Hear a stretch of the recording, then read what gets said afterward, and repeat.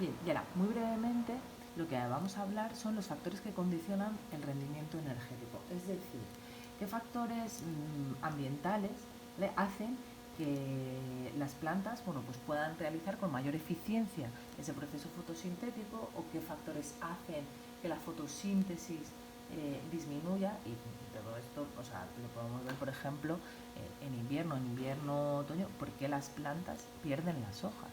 O sea, ¿por qué? Pues porque no las necesitan, y si no las necesitan es porque no van a realizar fotosíntesis. ¿Por qué no van a realizar esa fotosíntesis? Bueno, pues porque las condiciones ambientales no son óptimas, ¿vale?, para que la planta pueda realizar la fotosíntesis. Entonces va tirando de las reservas que ha ido acumulando durante la primavera y el verano. Entonces, muchas veces mantener esas hojas que no van a hacer, porque la función principal de la hoja es realizar la fotosíntesis, si no va a poder hacer la fotosíntesis porque las condiciones ambientales no son las necesarias, bueno, pues para qué estar manteniendo un árbol lleno de hojas, que eso consume mucha energía, bueno, pues suelto las hojas. Esto tiene sentido, y entonces, claro, yo pregunto, ¿y por qué hay árboles que no tiran las hojas? Porque hay árboles que sí que conservan las hojas si las condiciones ambientales no son las óptimas para que realizar la fotosíntesis. Bueno, por varios motivos, porque los que para unas plantas las condiciones ambientales no son óptimas, para otras plantas sí que pueden ser óptimas. Y luego porque hay hojas que cuesta mucho fabricarlas, sobre todo las hojas que son más duras, como las del olivo, como las de la encina, los pinos, ¿vale? Son hojas que están formadas por muchísimas capas de células, ¿vale? Son hojas muy especializadas. Entonces, al final, si un árbol tira las hojas porque no le sirven y le cuesta energéticamente mucho mantenerlas, pues ya está, a la primavera vuelvo a fabricar otras. ¿Qué es lo que ocurre? Que si fabricar esas hojas fuese muy complicado, como es en el caso de las encinas, por ejemplo, pues entonces, ¿qué es lo que va a hacer? No las va a tirar. Yo las mantengo, porque si las tirase y luego las tuviese que fabricar, el coste energético ese sería todavía mucho mayor, ¿vale? Bueno, pero esto en el fondo es otra historia. Entonces, ¿cuáles son los factores que hacen que ese rendimiento energético sea mayor o menor del que se ha calculado de forma teórica? ¿Vale? De forma teórica se ha calculado el gasto de energía que haría falta, ¿vale?, para llevar a cabo el proceso fotosintético, y sin embargo se ve que hay veces que ese gasto energético es mayor o menor. Bueno, pues son diferentes los factores. Primero vamos a ver la concentración de CO2 en el ambiente. Podemos asumir que si nosotros necesitamos CO2, moléculas de CO2 para sintetizar glucosa, cuantas más moléculas de CO2 tengamos, más glucosa vamos a fabricar.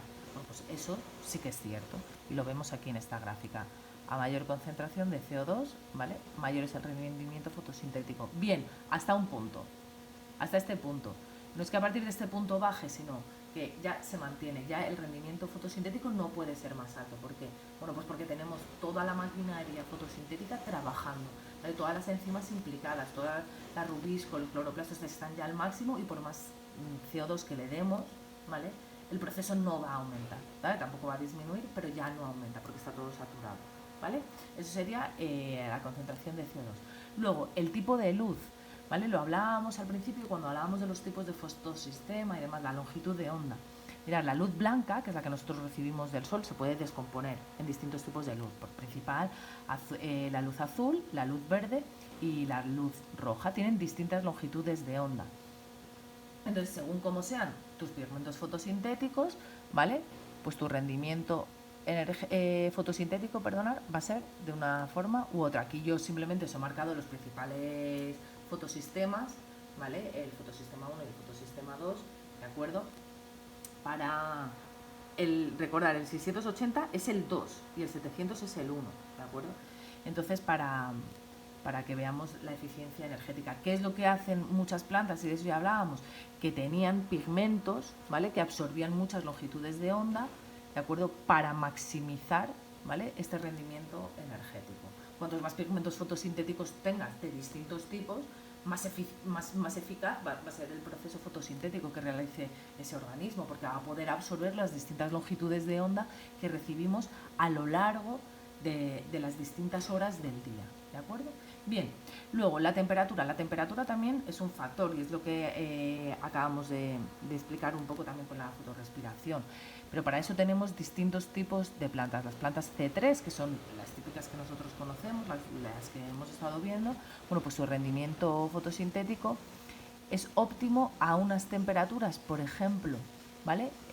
Menores que las plantas tropicales o las plantas de desierto, sobre todo, que serían las plantas C4, en las que las condiciones de temperatura son tan altas, ¿vale?, que pueden sufrir procesos en el que la planta tenga que cerrar los estomas, ¿de acuerdo?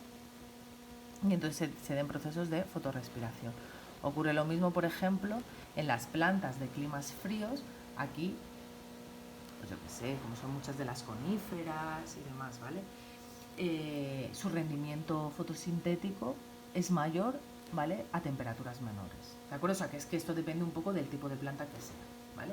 Luego, ¿cómo afecta el agua? Bueno, pues puede ser un poco evidente cómo afecta el agua. Cuanto más agua haya, mayor será el rendimiento fotosintético. ¿Por qué? Pues porque recordar que la fase lumínica se inicia con la fotólisis del agua. Esa ruptura de la molécula de agua lo que hacía era, sobre todo, reponer los electrones que iban perdiendo las moléculas de clorofila cuando se excitaban al darles la luz. Entonces, cuanto más agua, pues más se van a reponer esos electrones, también se va a liberar más oxígeno, se van a crear más hidrógenos que afectan a la teoría quimiosmótica, ¿de acuerdo? Y si vamos perdiendo agua, el proceso se ralentiza. Hombre, si perdemos agua por completo durante un tiempo prolongado, pues ya la planta por otros muchos motivos terminaría muriendo, ¿vale? Y luego, por último, la concentración de oxígeno, que básicamente es explicar la fotorrespiración, ¿de acuerdo? Si tenemos mucha concentración de oxígeno en el ambiente, no hay problema, ¿vale? El rendimiento fotosintético es mayor, ¿vale? Pero si va aumentando, o sea, lo he explicado al revés, perdona. Si la concentración de oxígeno, es menor, el rendimiento fotosintético es elevado, ¿de acuerdo? Pero si esta cantidad de oxígeno va en aumento, ¿de acuerdo?, ¿vale? La célula puede dañarse, puede empezar a oxidarse la maquinaria enzimática que tiene, ¿de acuerdo? Esto no solamente le ocurre a las células vegetales, o sea, las células animales también. Entonces, si se acumula mucha cantidad de oxígeno en el interior de la célula, hay que eliminarlo. ¿Quién se encarga de eliminarlo? La rubisco, que es la misma enzima que se encarga también de fijar el CO2. Entonces, aquí empieza a ser más importante eliminar el oxígeno, así que cesa su actividad carboxilasa, cesa la fijación de CO2 y a lo que se dedica es a oxidar, a eliminar ese oxígeno. Entonces, por eso el rendimiento fotosintético baja, porque la rubisco deja de dedicarse a lo que sería la fotosíntesis, ¿vale?, para dedicarse a la fotorrespiración, ¿vale?, a la eliminación de ese exceso de oxígeno en el interior de la célula, ¿vale? Bueno, pues hasta aquí de momento.